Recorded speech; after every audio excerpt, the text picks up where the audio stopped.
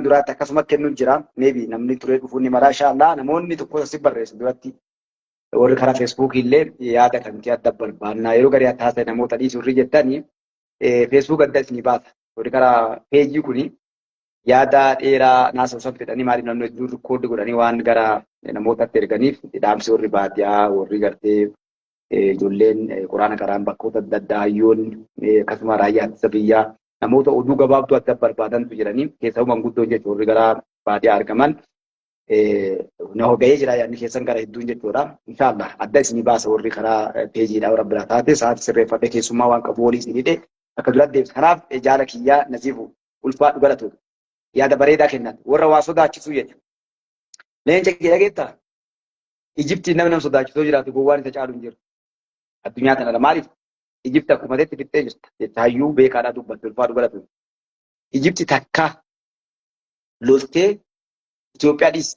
Itoophiyaa akkuma teetti dhufteetti cabxee daaraa taate. Itoophiyaa dhumaa gargaltee ilaaltu ni beekta gaarii hadhaan gaaf teekinooloojii hin qabdu. Bari Oromootti jedhiifa mallee naa godhaa sabni kun illee sabni kun hulluunnaa yookaan du'aa yookaan lola hin danda'u. Sabni Oromoo kun saba addaati. Kennaa Rabbiin kennee bakkuma Afrikaa keessatti lammaffaa nu jedhame nu tokkoffaa lammaffaa miti. Maaliif kalee warri bulchaa ture akkaataa tuffannuuf nu qoodaa turan. Keenya hedduu warra magaalaa keessaa yoo Amaara jedhanii laakkanii baadiyyaa illee aga tokko namni isaan hunda godhu hin jiru fi gara filan oofan. Oromoon uummata guddaa. Keenyaa kee jirra, Somaalee kee jirra, Taanzaaniyaa, Ugaandaa gosoota Afrikaa walitti deemte afaan Oromoo hordofuu dubbatu jira. Ilmaan Oromoo seenaa tokko isinii tokko warri Orma jedhan sanyii Arsii Toggaa 500 dura karaas namaan ga'a. Daangaa Keenyaa maal kanneen jiranii keessan kee jiran. Booran, Gabri. Saboonni Oromoodhaa kun akkasuma karaa Jibuutii, Yaman, biyyoota Arabaa kana keessa Oromaayiin gurguddoon kennaa jechuun ni beekta warri biyya Arabaa keessa jirtan. Wanni sun hubachuu qabdan maali beektu karaa kanatti adeemsa hunda keessattuu saba guddaa kana qofan sodaa guddaa irraa qaban. Addunyaan nuuf tuuffannaa immoo waa godhuu hin dandeenyu jennee yeroo baay'ee wal nyaanna. As deebi'ee maatii kana godhanii akka nuti waliin qabanne godhan. Jabaa keenya nu keessaa ajjeesanii akka namni jala hin deemne godhanii radduudhaan yeroo maraa akka dandeenye ajjeesan kaan ni dhabamsiisan kaan hidhanii gartee sammuu isaa torchuranii akka inni lamuu maraa taatee hafu godhanii wanni irratti hin dalagamin hin jiru. Harka muraaf harma muraan caliin calanqoo kan nu jennu kun barseenaa jiru. Wanni sun dalagameen maali nu jiilchanii kanama keessa iyyuu kennallee nu keessaa nu cabsu. Kanaafuu Ijipti nama safeessa rabbi nu godhini. Ijipti mi'ammatti inshallah rabbiin gartee bakka tana jecha jaalladhiini. Du'aayi na bira bii qabdi Itoophiyaan ardul abashaa irratti hin duulinaa. Yoo isiin hin lolinaa yoo isiin isin lolte malee seenaa guddaa qabna. Inni malee naa godha. Kun laalla akkam nama hin zollofne. Wanni Oromoon isin himnu waggaa 150 ol gabroomneen rakkoo guddaa nurra qaban. Naftanyootis warri gartee adda TPLFs warri biraallee adda gaafa dhufne nama tokko ajjeefne nama tokko hiini. Mootummaa yoo dhufe warra isa dur dhaabbate lammii isaa miidhe yookaan hatuufaa ta'u ni ajjeesaniidha ni sodaachisan ni girgireessa lafa tana. Jecha gartee akka maayikii yookaan ispiikara isaa kan ol baneeti bar ol beelee irratti bar akka maayikii kana yoo dubbii inni dubbatu qofti lafa osoo dubbata sun sodaachisu qoqobaan. Kanaafuu alhamdulillah uummata gartee dura duubas laalu safuu beeku amantii walii kabajee waliin jiraatu jechuudha. Kanaaf abshir leenca kiyya jechi kee baay'ee bareedaadha. Ijipti osoo loltee osoo waa goote Israa'el furraa dhoorkiti. Tawli qullaa jiran. Itoophiyaan adda fagoo jira. Itoophiyaa loluudhaaf waa hedduutu yaafa. Isii Afrikaa keessatti tokkoffaa Ameerikaa waggaa darbe kanaa biliyoona 4.7 kennitee meeshaa lolaa Ameerikaa. Meeshaa san keessa meeshaan tokko Itoophiyaa dhufee waa godhii fi ollaa sanii biyya waa godhu meeshaa yeroo irraa dabre ka durii istoora kee jiru baasee turgotanii. Mootummaa Itoophiyaadha. Teknooloojii meeshaa kiiloomeetira 3,000 deemu misaayiloonni adda Itoophiyaan qabu. Kanamuu qabuu hin dandeenye. Raadaroonni Ijiptis qabdus as Eertiraanis qabuu danda'anii jechuudha. Diroonii Itoophiyaan adda akkasuma. Xiyyaarri akka Su-35 faati. Warroonni kunniin teknooloojii 5 generation yookaan ammoo dhaloota 5ffaadhaa jedhan kunniin warra ammatti qorsi isaa yookaan ammoo summiin isaan balleessanii argamin jechuudha kunniin. Sadarkaa kana geenye. Kanaaf akkasii ulfaadhu galatoomii yaada bareedaadha. Sa'aatii waan nu jalaa deemu warri alaana gaafattan na folchallee bahuu deema isaa dheeraa asirra ture borii warra biraatee walitti deebinaa. Akkasii jaala kiyya qaalii imalli keenya gara asabii isiniif kenna inshallah jazakallah khairan eegasi muktaarii kennee warri karaa feesbuukii jirtanis isin jaaladha isin kabaja isin hin daganne quba isin qaba garanaan warri gartee namni gariin kaasnu laastu jettan isin laalu jira gaafii namni qabatte waan ufii wallu ammoo yoo dandeete karaa tiktookii ibsii kennee karaa tiktookii dhufte ana jedhi naa katabi akkasii itti naa kufa jaalati qaali assalaamu alaikum warahmatullahi wabarakatuh السلام عليكم ورحمة الله وبركاته. وعليكم السلام ورحمة الله وبركاته. galatooma ulfaadha anis akka obboleessa kiyya ammaas jala jiruudhaan san qabu maaliifi asirratti nu affeeruun bareedaa ta'e namni baay'een yeroo dubbatanutti yeroo waa kaasanutti namni nama komachuun waan barbaachisaadha. Ummata Itoophiyaatiif Itoophiyaa duuba jiranuufis miidiyaan Aljaziiraa yeroo ammaatti miidiyaa irratti namni qabu isinuma. Yani kan namni bareechee caqasu jechuudha. Niwusii adda irraa dhaggeeffachuu sa'aatii isaa qabatee namni kallattiin gara feesbuukii keessaniitiin isin hordofa. Kanaaf aarsaa kaffaltan baga kaffaltanii waan kaffaluu qabdan kaffaltanii jazaakallahu khairan. Garuu namni maal barbaada? Amma isa akkasitti kallattiidhaan tiktookiidhaan namni seensifamaa baafamaa maal godhamu kanarra daqiiqaa 20 kan keessan addatti barbaada namni baay'een. Ni dudubbata namni baay'een. Amma maaliifi akkuma kana dura isiniin jedhe nama bakka hin eeyyamamne jiru jira. Maaliif waan dimbaarii akkasii irratti waan akkasii mudate waan jedhamu bakka isin irraa fudhattan haqatti waan beekuu fi wacaan alatti waan sana caqasee irraa ba'uu barbaadu jira. Akkamitti wanni sun kallattiidhaan kan argatee kan immoo arganne waraabbiidhaan bira ga'a.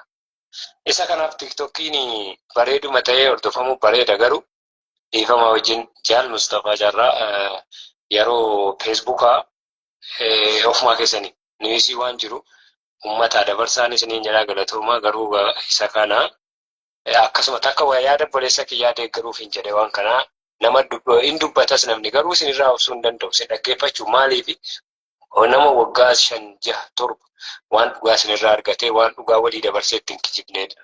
Namni kun waa walii dabarsa akkana jedhe ittiin kijibu miidiyaa hedduutti kijiba namni. Miidiyaa hedduu biraa deebi'ee namni kijibaa irraa dadhabee. Akkasiin isiniin jedhaa galatooma ulfaadhaa garuu ani dhaamsa addaan qaba. Egaa ilmoon bineensaa afaan rifeensadha Oromoon. Akkasii isiin suni warra amma girrisaa jiruuf bineensuma. Ammas dabalee isiin kun ishee Oromoo keessaa baateen jannagaa jaallattu jibbitus Oromoo fakkaattee achi baate. Sareetti walqii keenyaan daaraa keessa gangalattee jedhe Oromoon ammas dhugaa. Mootummaan Itoophiyaa saree danuutti walqii kaa'e. Naan ta'u jettee daaraa keessa gangalatte. Haa ta'u gangalattee illee namni harkifattee dhufaa jirti. Wajjin saree taatee achitti baktii taata malee hin milkaa'u. Akkasinis niin jedha. Yoon isinitti heeresuu baadhee yaada xiqqoo tokkoon qaba gaamma akka waliigala Itoophiyaati. Mammaasisiin lamman ammaa kaanii bineensi warra diina keenyaati. Sareen immoo si Oromoo fakkaattee Oromoo keessaa baate. Afaan Oromoo dubbatti. Walqiin jaallattu abadan daaraa keessa gangalatti malee sareen kabajaan qabu. Isa kanaaf wannan dhaamsa qabu ijoollee Itoophiyaa hunduma keessaniifu. Warreen biyya keessa jirtanus, warreen gara baaraa kana gad dhufaa jirtanu waan tokko namni hin dhagahin hin jiru. Waan nuun jedhe dhageessanii gaazexeessaan Arabaa. Afrikaan jedhe. Afrikaan hundisiituu maafi kuwees jedhe. Yaani baxabbaxamtuudhaa jedhe Afrikaan. Baxabbaxamtuu keessaa eessaa keessa jennaan Suudaan jedhe biyya isiitii filtii baay'ee dheeressuu waan hin barbaanneef akkana Itoophiyaan maal barbaaddennaan waan nyaattu barbaaddiitiin jedhe. Nuti waan nyaannu takkaan barbaanna. Dhugaa dubbachuuf yoo ta'e Itoophiyaan asumaa Arabni sadaqaa siin baaftu irrattu takka Itoophiyaan saba fedhallee haa ta'u lammii Itoophiyaa ta'e sarmee hiixatee foon siin kutatu wallaahi. Itoophiyaan taarika isaa keessatti yoo Arabni waan tolaa fiddeef hin fedhu waan maallaqa sarraa malee dhugaa Itoophiyaa keessa baalageen tokko kan nama jeeftu fawwaa hattu jirti. Sun asiliitti fardi manii dhuufti jedhe Oromoon. Farda jammanii dhuufti. Manii hatti sun ni jirti garuu akkanatti nu xiqqeessanii laala viidiyoo waan kana nurratti waraabuun kun seenaa namatti hin baanedha. Maaliifan isiniin jedhaa jira? Siyaasni akkuma jirutti ta'e obboleeyyan ijoolleen Itoophiyaa kan afaan kana dhageessanus kan hin dhageenye yeroo ammaa miidiyaan toleran dhagaa. Akka fedhellee haa ta'u. Kana booda biyya keenya keessaa gara biyya arabaa deemuun nu gaheera. Takkaa namni duunaan hin boo'aramne. Horiin isaa duunaan ni boo'a. Nuti hojjettoonni sarraatinyaan araba bira jiru yoo du'e kan liyaata kan khalaas saree namaan jetti. Isa kanaaf baga boo'e horii isaatiif boo'e sun yakka godhatee miti. Biyya duuniyaa lola loltu kana keessaa gootummaa biyyi keenya qabdu kaamsaniiti Itoophiyaan konkoo barbaacha deemti jedha. Eenyu of xiqqeesse? Nuti of xiqqeesse. Dhugaa mootummaan abbaan fedhe mootummaa abbaa irree ta'uu danda'a. Mootummaan humnaan deemuu danda'a. Sun akkuma jirutti ta'e gootummaan Itoophiyaa Afrikaa keessatti nyaataan himamuun waan nu biyya namaa keessa baqanne kunoo Yaman keessatti akka nu olii gadoofamnu argaa jiru. Hayyee kanatti aansuun immoo tarkaanfii ilaalee isaan irratti fudhachuuf deemaa jiru amma. Yeroo kanatti sababni isaa maali? Sababni isaa namni waraqaa fakkeenyaaf amma namni waraqaa hin qabne tokko nama waraqaa qabu biratti yoo argame namichi waraqaa hin qabne hidhamee biyya galee namichi waraqaa qabu sun 5,000 qaxxaamee 5,000 immoo hidhaa boollaatti hidhamachii ga'e. Sababni isaa maaliif? Nama waraqaa amma namni baay'een namni tokko jecha jedhamu kana sobaa maali jechuudha. Kuni waan hamma yeroo ammaatti deemaa jiru waan kallattii waan yookaan foolootti argatan miti waan siyaasaa wal gowwoomsinu miti. Hiree miidiyaa argannee immoo dubbachuun dirqama. Maaliif namni keenya dhaga'uu qaba waan kana. Fedhu dhaggeeffatu fedhu dhiisuu danda'a. Garuu nu biratti hafuu hin qabu. Yeroo achirraa himamaa wali dhufanii nu bira ta'anii dubbatu. Waan baay'ee nama kaanessuudha. Amma yeroo ammaa kanatti ijoolleen asirraa gaddaqaa jirtan dheengadda kaleessa argaa jirtan. Reeffa namaa biraa akka itti duuda gaddarban jira hin jiru. Warra akkana Yamanii irraa oloofamaa jiru kun maal ta'aa jira? Hundi isaa irbaata rasaasaa ta'aa jira. Addunyaan illee waan kana isinirraa nurraa dhorkuu hin dandeessu. Sababni isin nurraa hin dhorkine maaliif? Suyyoo ol seene biyya kana akka hin dhiibne beekamaadha. Meeshaa hidhannee akka funyaanii meeshaa hidhannee duuda namaarra dhaaban. Nama biyya weeraruu dhaqe fakkaata malee baqataadha biyya namaa dalagachuu dhaqe fakkaatu. Nuumti jechuudha. Matuma keenyatti. Ammoo keemaa keessatti warra akka sana keemaan sun gubamee sharaan sun gubamee akkanatti bade sun abaarsa fagoon seenaa. Numan masgiida keessa dhaabatee wal abaaraa jira Itoophiyaadha. Haadha meeqatu achitti xiqqaatte? Obboleettii meeqa ta'a? Obboleessa meeqatu obboleettii achitti dhabe? Obboleessa meeqatu obboleessa achitti dhabe sharaa sana keessatti? Zulmiin walirratti dalannee wal qallee. An akka mataa kiyyaatti kunooti obboleeyyan kiyyas jala jiru. Nama tokko innis nama inni akkana isa godhes nama tabba sana keessatti keemaa sana keessatti 250 nan irraa bite lubbuusa. Kunoo warreen as jala jiran namni akka Nuuruu faantu namni akka Abu Sabaay faantu warra baay'ee tasseera ta'anii ilaalaa jiru. Irraa bitee ji'a tokko dalagatee shoortaan qabamee mana hidhaa ciisaa. Waan kun maaliif? Nam bite malee of bira kaa'uu hin danda'u. Naan eeyyamu.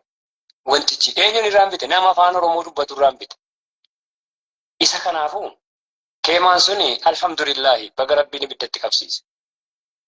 Keemaa zulmiiti keemaan sun. Namichaan irraa bite kun harka ofiitiin ilma Oromoo kafanee ka'e. Anis dabareen nagaheera jennaan maatiin lafa gurguranii waan godhanii ilmaan buusanii boonyaanan asirraa saayibban ga'eerraa deebise. Isa kanaaf yaa ilmaan Oromoo. Adaraa. Amma immoo yeroo kanatti maaltu deemaa jira? Of keessaa nama waraqaa hin qabne ni qulqulleessinaa. Biyya keenya keessaa sodaa guddaa qaba biyya Arabaa. Nama keenyatu meeshaa agarsiisaa jira. Dhaadannoo cimaa qaba namni keenya. Kanaaf sodaa guddaa qaba. Of eeggannoo guddaa godha. Mootummaanis dallaala biyya keessaa yoo hiree arganne eeruu nu kenninaaf qubatti qabna nuti. Sirriitti tokkoon alhamdulillaahi fedhii rabbii ta'e waa hundayyuu eessaa akka ka'e eenyuun akkana godhe waan biyya keessaa waan ganda keenya keessaa ni beekna. Yoo kan mootummaan tarkaanfii itti fudhatu ta'e. Itti fudhachuu qaba mootummaan dirqama. Dhokatee kunoo dirridawaa ciciiseet nurraa gadi yaa'ee dirridawaa ciciisee ilmaan namaa gurgurataa jira. Har'a ittiin biyya nyaataa jira. Warri kaan siyaasa nuun dalagataa jira. Warra sassaroonni kun warri nama ari'amee biyya keessaa adda ergite ciiftu nuun siyaasa dalagatti. Kanaaf biyya keessaa baqachuun nu gaheera. Biyyuma keenya keessatti yoo hojjenne ni jiraanna. Kanaaf iyyuu amaana ilmaan Itoophiyaadha gara baaraa gaddumnaan jedhina. Maaliif akka durii gadhiifamuun hin jiru. Laalaa warra xiyyaara torban kana gadi bu'e keessaa naman beeku jira. Nama hidhaa boollaa waggaa tokkotoo namni hin gaafatin taa'ee maaddiin asii maallaqni biyya irraa kaffalamee maal godhamee kissiin kasafamee ol baafame. nama siyaasaa wajjin akka nama siyaasa keessa galeetii jechuudha. Biyyi namaa baay'ee ulfaataadha. Taayimii dheeraan isinirraa fudhee dhiifamallee naa godhaati. Gadda guddaan namatti dhaga'ama. Karoorra amma fuulduree kanatti jiru nama tokko biratti hin himnu. Namni tokko immoo haramni tokko nama waraqaa hin qabne yoo dalagsiise riyaala 15,000 irraa hanga hidhaa waggaa meeqaa waan jedhanu dubbataa jiru. Sababni wanni jarri amma dubbatan ammallee miidiyaa irratti gadi hin dhiifamne. Warri keessa beekan immoo nu biratti ta'anii dubbataa jiru qophii waan akka jiru. Maaliif biyyi namaa hunduu sodaa qaba yeroo ammaa. Nuti immoo biyyi nu diinummaa wajjin jiru ni beektu isin hundinuu. Isa kanaafin isiniin jedha keessa baanee xiqqeeffamuu keessa ilaala dubbii nyaata Itoophiyaan nyaata biyya abaatiin nuun jedhame sun nyaata malee siyaasa biraa keessoo siitii walumatti bubuuti nyaatumaa wallolti nuun jedhamuun sun akka qalbiitti tolfamee dhufeen seena itti dalagamee itti taabame nuu dhufeen isiniin jedha. Kanaaf egaa xumura irratti hagar makalaakiyaa saraawwit goonni qoom hundi keessanuu jechuudha. Imalli keenyas gara hasabii ni milkoomna. Akkasii rabbiin nu haa milkeessu. Jaal Mustafaa isin immoo galgala yeroo laayivii dhuftanu viidiyoo keessan baay'ee namni waan hordofuuf sagalee keessan kophaatti keenaan isiniin jira galatooma. Nuyi fi miti warra fagoo jiruuf malee nu kunoo tiiktookii nu isin agarra. Jazaakallahu khairan. Faddaa wassalaamu alaikum warahmatullahi wabarakatuh. وعليكم السلام ورحمة الله وبركاته. جزاك الله خيرا بارك الله فيكم ما شاء الله. وبليس كنا كوفر بيجتن كنا ينجين دردرا نمني كوني نما وان كتو دلقاجر وانا جايبا ما يدوب بتكيسا نما لبو فيوريا جزجو بذيتا والله نما كنا قبل يومون أيوة كنا مما قرتني وده كيسبتو ولا نوتي أورومون وفيول شخص نمرة نموتك أبنا نمرة فيك أبو نما بيافيادو نما قرتي أدى نمني وريا جزجو بتي والبيتو جرا ملالا أكمل كنا وان كنا يادو جرات نما كراكتين وليس السابتو في فلو قد فتى كراكتين قرتي كيشو في قبل فتوى تاتي مالي نمنو لي فيادو نجف نموتك كنا قبنا إيمان لك نجاراسات جزاك الله خيرا بارك الله فيكم وان برانجر يتوتا سيفين كابو ربهم ريسي على رسو وربهم ريسي كيسا بركة كيسا عكاو دينك ماتي كيسا وندنو قرتي وما فجأة فتحها متى جزاك كنت جنة الفردوس ينجو أكثر ما يسمي هندي كيسا إلمان ورمو وري سبا يادن نما إلمان ماتي وري بدستني يادن نمنو كن هندنو ولا يجمع كفاليتي يرون أماكو يرو تالي بيتو يرو دارا يرو كجيبا yoo kijibin yoo dhugaa dubbatte yoo dhugaa waliin dhaabbatte miidhamtu yoo lubbuu ta'e jirabduu jechuudha. Kanaaf akkasii hundi keessan ilmaan Oromoodhaa hayyu namni kaagartee akkuma midhaan callaa qabu galabaa qaba galabaan nu dhibaa jira. Isaanis ni sirreeffanna. Qabsoon ni godhanii maal beektu wallaalaa qajeelchuudha ammallee silaa qabsoon hin jirtu. Siraagile yookaan ammoo qabsoon hin jirtu. Hin dagatinaa kanallee. Wallaalaan keenyas ni jira. Namni wallaalas beekas gootas lunnas qabaatas hiyyeessas waa hundaa qaba jechuudha. Kan hundayyuu ammannee deemna. Haa ta'u namni keenya irraa alhamdulillah rabbil aalamiin hiree dhabe waltajjii dhabe malee wal arguu dhabe malee namoota hayyuu waa hedduu irraa baraa jirra. Akkasii ulfaa dhugaa tuume malli garaa asabii jedhaa nuuf jiraatu sedduu qalbii keessa na dhuftee turte waa hedduu sirraa baraa jirra jechuudha. Mammaata jechoota gartee dachaadhaa wanni hedduu namni hedduun akka si'a gudii beekaan badiin hiree argattetti inshaallah dhaamsa ammoo warri gartee karaa adda kootu gara barreessaa turan jalqaba warri karaa peejiitiin addasi barbaannaa sagalee kee barbaannaa jedhan akka waraabaa argitan dubbachaa ture jidduuttaanis namoonni afurtu naa ergan dhaamsa akkasii namoonni keessaayyuu gartee warri gammoojjii jiran daangaa jiran bakka intarneettiin jirre jiran raayyaa ittisa biyyaa san qofaa miti wannoota hedduu gara nama nyaatu hedduu jira. Anallee rabbiin haa jabeessu inshaallah ilma namaati yeroo garii haajatu jira. Keessummaa akkas ta'e akkasii isinitti hin dheeradhu. Naaf jiraadhu rabbi umrii si haa dheeressu hunda keessa rabbi umrii si haa dheeressu warri hin dubbanne hedduu qabna hayyoota warra hiree kana argan namni kun kennaa qaba gariin dubbachuu danda'a gariin barreessuu danda'a gariin caqasuu kun gartee waa hedduu qabnu kun kennaa koo qabaadhaa warri ammoo hiree kana argachuu dhabdan ammallee warri alaaka nu seessechaa jirtan sa'aatiin irraa deemina of bulchaa halkan qixxeena bira namoonni haftan nama afur keessan isinii kenna garaa jabaachuu dadhabee hunda keessaniyyuu isinii kenna inshaallah gaggabaabsaanaa daqiiqaa takka lama kan jaalletti yaada keessan dabarfadhaa yoo rabbi biraa taate inshaallah boru iftaanis waliin jirraa ammas tiktookii feesbuukii adda baasee inshaallah isinii kennaa itti naafuu fi muktaar jazaakallaa khairan. Salaamu alaikum wa rahmatullahi. Wa alaikum assalaam wa rahmatullahi wa barakatuh. Mutiira jiraachuu.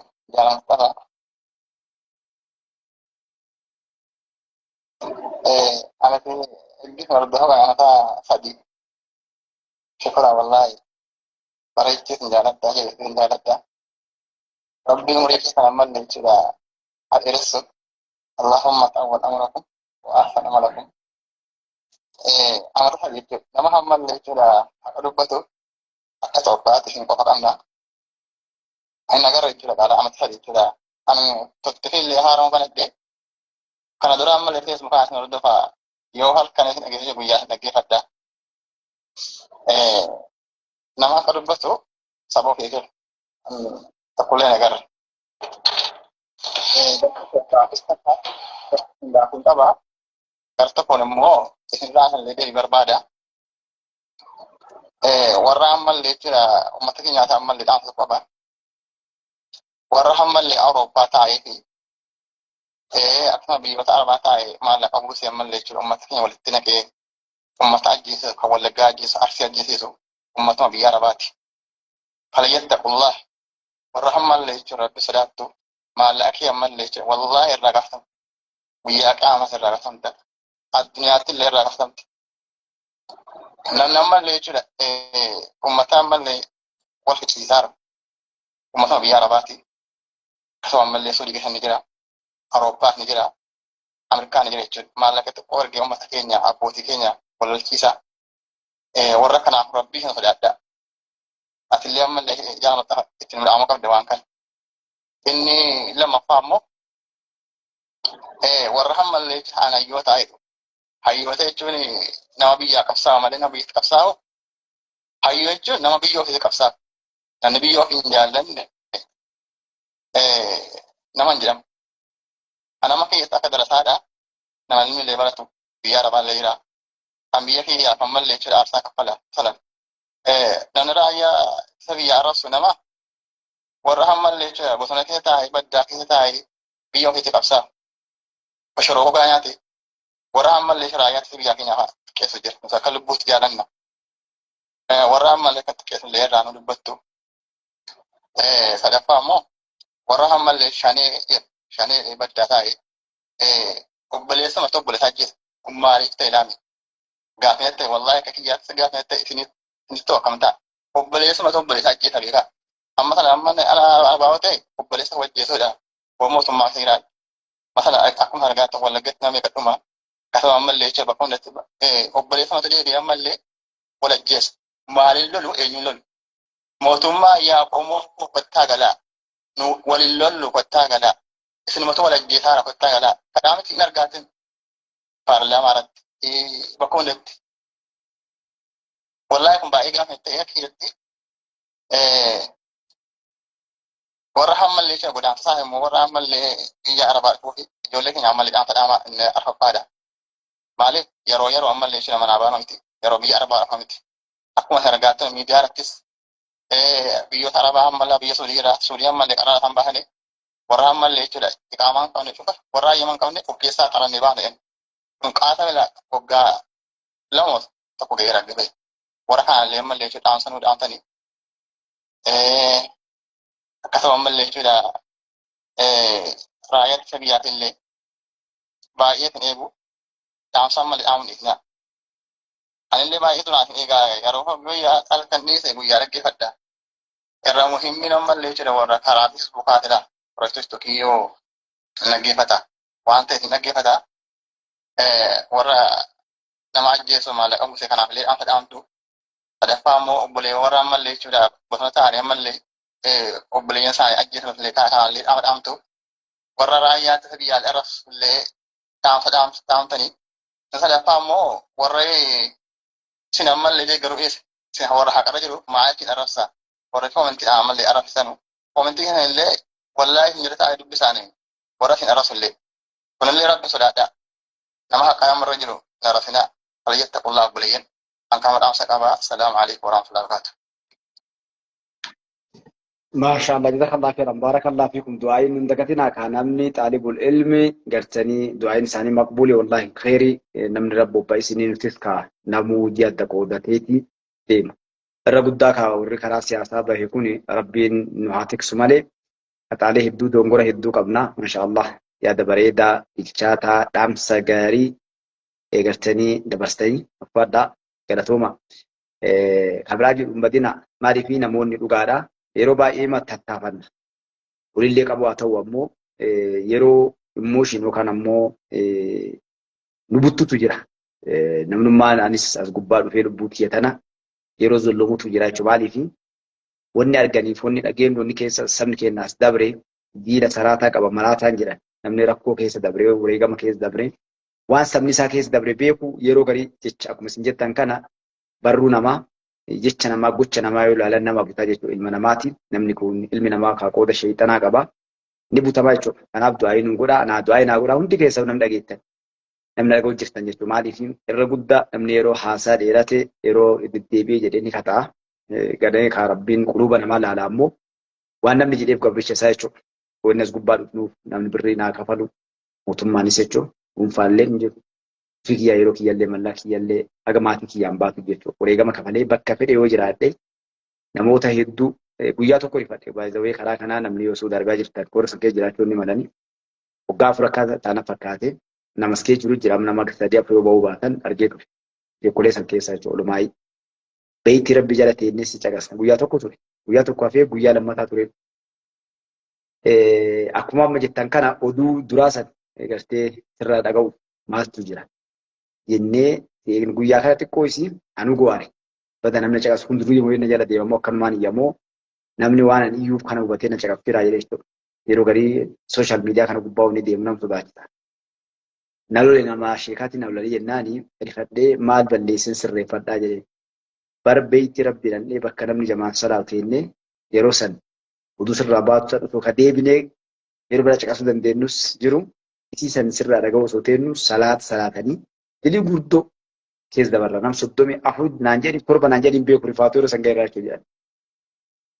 Jajjabdu ilmi rabbiitii miti garuu maaltu saba keenya akkana godhee waan garaa nam nyaatu tokko isin tuquu barbaadu abbootiin qabsoo kanaa ulumaayii guddoodha. Warra Suudi Arabiyaa keessatti ulumaayii hedduurraa baate warra kitaabolee guddoo kataban namoota akkamii warris biyya nama keessa taniif seeraa qoratan yoo laaltan jechuudha. Qabsoo fura katabaatti as hin geenye hayyootaan ulumaayii guddoodhaan harka tokkoon diinii kana barsiisaa barachaati as hin gahe. Kanaaf kanatu nu jabeessitee illee dhugaa irratti nu ciccisiise jechuudha. Ulfaadhallee Muktaar Abdallaa nama nu arrabsu uf miidhe malee nu miidhe yoo nu deebi'an namni qaagartanii namatti tare hagaa haqaan nullee nama miidhuuf hin deebine isaanis nullee kutamnee baraa yeroo garii nullee nama waa jenna. Kanaaf ulfaadhaa yaada bareedaa jajjabeessaa nullee gorsaa ilmi namaa yeroo